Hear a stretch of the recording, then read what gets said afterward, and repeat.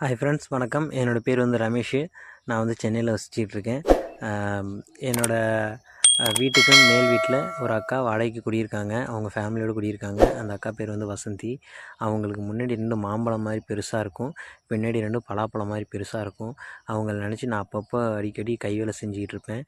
எனக்கு வந்து வயசு வந்து 18 ஆகுது. நான் இப்போ தான் காலேஜ் ஃபஸ்ட் இயர் போயிருக்கேன். நான் வசந்தி அக்காவை நினச்சி அப்பப்போ வீட்டில் யாரும் இல்லாதப்போ கை வேலை செஞ்சுக்கிட்டு இருப்பேன். நிறைய பிட்டு படம் பார்ப்பேன்.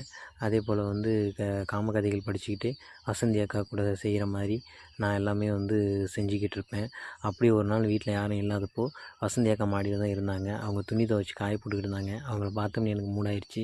சரி, என்ன செய்யன்னு தெரியாமல் வீட்டில் வந்து வீட்டில் யாரும் இல்லாதனால டோர் மட்டும் லைட்டாக ஓப்பனில் இருந்துச்சு. நடு ஹால்லேயே உட்காந்து அவங்க ஃபோட்டோ மொபைலில் இருக்குது, அவங்களுடைய ஃபேஸ்புக் டிபியை பார்த்துக்கிட்டே நான் வந்து கை வேலை செஞ்சுக்கிட்டு இருந்தேன். வீட்டில் யாரும் தான் இல்லையே அப்படிங்கிற தைரியத்தில் நான் செஞ்சுக்கிட்டு இருந்தேன். ஆனால் வசந்தி அக்கா எதுவும் என்கிட்ட கேட்க வந்திருப்பாங்க போல். வந்து கதவை திறந்தவங்க நான் நேராக கை வேலை செஞ்சுட்டு இருக்கிறத பார்த்துட்டாங்க. அவங்களுக்கு ஒரே ஷாக்கு. நான் அவங்களை கவனிக்கலை. திடீர்னு டே ரமேஷ் என்னடா பண்ணுறேன் அப்படின்னு சொல்லி ரொம்ப ஷாக்கிங் கேட்டோம்னு எனக்கு அப்படி தூக்கி அடி போட்டுருச்சு. ஐயோ, என்னடா அக்கா அப்படி பார்த்துட்டாங்கன்னு சொல்லிட்டு நான் உடனே ட்ரெஸ் எல்லாம் மாட்டிட்டு அக்கா சாரி அக்கான்னு சொன்னேன்.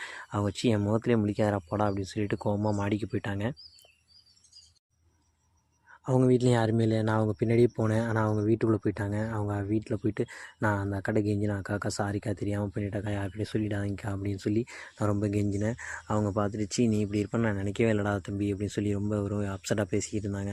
அக்கா சாரிக்கா அப்படின்னு சொல்லி சொன்னேன். அப்போ சொன்னாங்க, நீ அடிக்கடி இதே தான் செய்வியா அப்படின்னு சொல்லி கேட்டாங்க. இல்லைக்கா, எப்பயாவது வீட்டில் ஆள் இல்லை நான் பக்கம் செய்வேன்க்கா, என்னால் உணர்ச்சியை கண்ட்ரோல் பண்ண முடியாதுக்கா, அதனால் அப்படி பண்ணிட்டேக்கா, சாரிக்கா அப்படின்னு சொல்லிக்கிட்டு இருந்தேன். அவங்க கேட்டுட்டு அப்படியே சரி அப்படி பண்ணனால என்னடா ஆகும் அப்படின்னு சொல்லி கேட்டாங்க. அக்கா என்னென்னா அது பண்ணுறதுக்கு ஒரு மாதிரி நல்ல மூடாக இருக்கும்க்கா, அதனால தான்க்கா அப்படி பண்ணுவேன் அப்படின்னேன். இதெல்லாம் எங்கடா கற்றுக்கிட்டேன் அப்படின்னு சொல்லி கேட்டாங்க. அக்கா மொபைலில் பார்த்து கற்றுக்கிட்டாங்க அப்படி சொல்லி சொன்னேன். அப்படியா, மொபைலில் இதெல்லாம் இருக்கா, நீ எல்லாம் பார்ப்பியான்னு கேட்டாங்க. ஆமாக்கா எப்போயாச்சும் பார்ப்பேன் அப்படி சொல்லி சொன்னேன். எனக்கும் காட்டு, என்ன பண்ணுவாங்க அப்படின்னு சொல்லி கேட்டாங்க. சரின்ட்டு நான் மொபைலை ஓப்பன் பண்ணி என்னடா அவங்களே கேட்குறாங்கன்னு சொல்லிட்டு அதுமாதிரி காமிச்சேன். அதில் வர பிட்டு படத்தெல்லாம் பார்த்துட்டு சீச்சி என்னடா இப்படி பண்ணுறாங்க, இதை பார்த்தாடா நீ இப்படி கெட்டு போயிட்ட அப்படின்னு சொல்லி ரொம்ப திட்டினாங்க. அடிக்கடி இப்படி பண்ணுவியாடா அப்படின்னு சொல்லி கேட்டாங்க. இல்லைக்கா எப்போயாவது தான்க்கா அப்படின்னு சொல்லி சொன்னேன். உடனே அவங்ககிட்ட நான் கேட்டேன், ஏன்க்கா உங்களுக்கு இதெல்லாம் நீ பார்த்தே இல்லை, எனக்கு தெரியாதாக்கா அப்படின்னு சொல்லி கேட்டேன். இல்லைடா தம்பி, நான் அதெல்லாம் பார்த்தே இல்லை. இப்போ தான் நான் என் வயசு 20 21 வயசாக போகுது. இப்போ தான் ஒருத்தர் எனக்கு ப்ரொப்போஸே பண்ணியிருக்காரு. எனக்கும் அவர் பிடிக்கும். ஆனால் சொல்கிறதுக்கு பயம், வீட்லேயும் பயம். அதனால் இதெல்லாம் நான் வந்து எனக்கு ரொம்ப தூரம்டா அப்படின்னு சொல்லி சொன்னாங்க.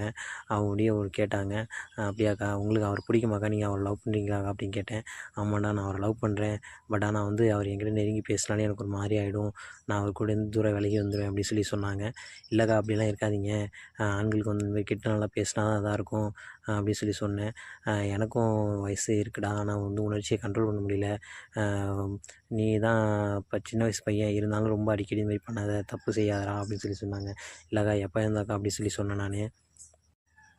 சொல்லிக்கிட்டு இருக்கும்போதே அவங்களுக்கு இல்லைடா உனக்கு எப்படிடா இருக்கும், நான் உனக்கு கிட்ட பார்க்கணுன்னு ஆசைப்பட்றேன், வேணா காட்டேன் அப்படி சொல்லி சொன்னாங்க. எனக்கு ஒரே கூச்சமாக போச்சு. இருந்தாலும் இதுதான் சான்ஸ் அப்படின்ட்டு, இல்லைக்கா ஒரு மாதிரியா இருக்குது அவங்ககிட்ட காட்டு அப்படின்னு சொன்னேன். இல்லைடா நான் தெரிஞ்சுக்கிறதுக்காக தான் கேட்டேன், நாளைக்கு என் பாய் ஃப்ரெண்டு என் கூட அந்த மாதிரிலாம் இருக்கணும்னு போகணுன்னு சொன்னார்னா நான் என்ன செய்யணும்னு எனக்கு தெரியாதுடா, அதனால தான் அது மாதிரி கேட்குறேன் அப்படின்னு சொல்லி சொன்னாங்க. சரிக்கான்னு சொல்லிட்டு நானும் கழட்டி ஓப்பன் பண்ணி காமிச்சேன். என்னோடய வாழைப்பழம் வந்து நார்மல் தான், கிட்டத்தட்ட ஒரு 5 இன்ச்சு சைஸ் தான் இருக்கும். அதை பார்த்துட்டு அவங்க ஆச்சரியமாக டே என்னடா இப்படி தான் இருக்குமாடா அப்படின்னு சொல்லி கேட்டாங்க. ஆமாக்கா இப்படி தாங்க இருக்கும், ஏன்க்கா உங்களுக்கு தெரியாதாக்கா, எனக்கு பசங்கள்லாம் நிறைய பசங்க நான் பார்த்துருக்கேன்க்கா, அப்படி தாங்க இருக்கும் அப்படின்னு. இல்லைடா பசங்களுக்கு நான் பார்த்ததில்ல, ஆனால் பொண்ணுங்களுக்கு தான்டா நான் பார்த்துருக்கேன் அப்படின்னு சொல்லி சொன்னாங்க. நான் சொன்னேன், அக்கா பொண்ணுங்களுக்குலாம் நான் நேரில் பார்த்தே இல்லைக்கா, மொபைலில் தான்க்கா பார்த்துருக்கேன், நீங்கள் காட்டுங்கக்கா அப்படின்னு சொல்லி சொன்னேன். ஒரு தடவை தான்டா காட்டுவேன், ஆனால் நீ திரும்ப திரும்ப கேட்கக்கூடாது, ஓகேவா அப்படின்னு சொல்லி சொன்னாங்க. சரிங்கக்கா அப்படின்னு ஒரே ஒரு தடவை காமிச்சாங்க, ஓப்பன் பண்ணி காமிச்சாங்க. நல்லா கருகருன்னு முடி மண்டிருந்துச்சு. அதுக்கு கீழே அவங்களுடைய அதிர்ஷ்டம் நல்லா நல்லா ஜொல்லு வடிஞ்சிக்கிட்டு இருந்துச்சு. எனக்கு அதை பார்க்கும்போதே மூடாயிருச்சு. என் தம்பி கிளம்பிட்டான்.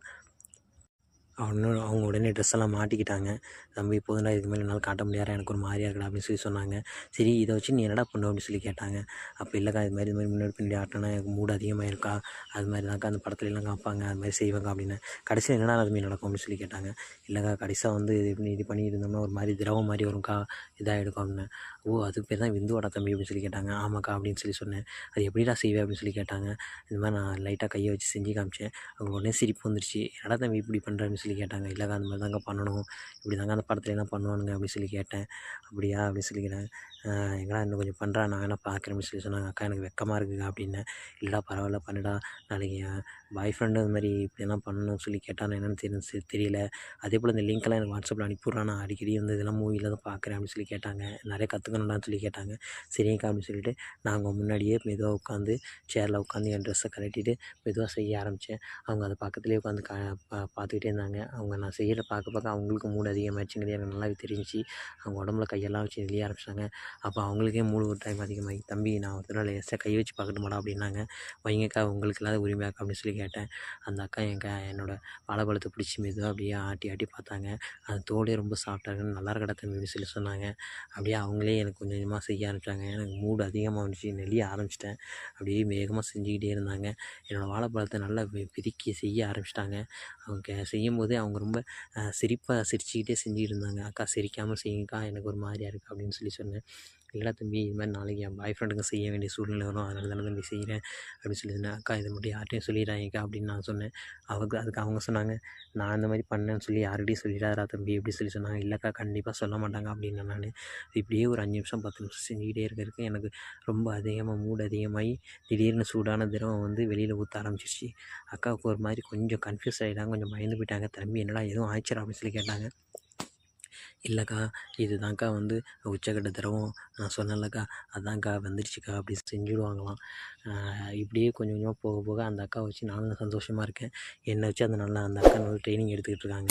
இந்த கதை பிடிச்சிருந்துச்சின்னா மறக்காமல் கமெண்ட் பண்ணி சேனலை சப்ஸ்கிரைப் பண்ணிக்கோங்க.